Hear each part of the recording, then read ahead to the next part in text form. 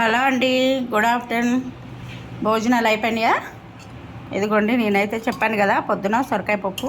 ఇదిగోండి సొరకాయ పప్పు కొంచెం అనుకొనుగ్గా చేశాను, మరీ చిక్కగా కాకుండా. అవి కరివేపాకు కాళ్ళు అండి, లేత కాళ్ళు కాబట్టి మంచిగా వాసన వస్తుందని వేసేసాను. అయిపోయింది. అలాగే గోడు చిక్కుడుగాయ, ఇది కూడా అయిపోయిందండి. ఇలా చేస్తాము ఫ్రై. ఇంకోలా కూడా చేసుకోవచ్చు, కొబ్బరి పచ్చి కొబ్బరి వేసుకొని చేసుకోవచ్చు. ఇది ప్రస్తుతానికైతే ఎండు కొబ్బరి తురిమేసాను. పచ్చి కొబ్బరి, పచ్చనిపప్పు, పెసరపప్పు నానబెట్టి ఇలా కూడా ఫ్రై చేసుకోవచ్చు. ఇది పప్పులోకి.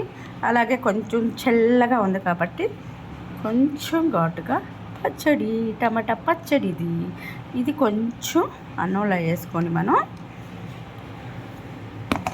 ఇదిగోండి అన్నం కూడా రెడీగా ఉంది కాబట్టి కొంచెం పచ్చడి వేసుకొని మనం పప్పు వేసుకొని కలుపుకొని తింటే సూపర్గా ఉంటుంది.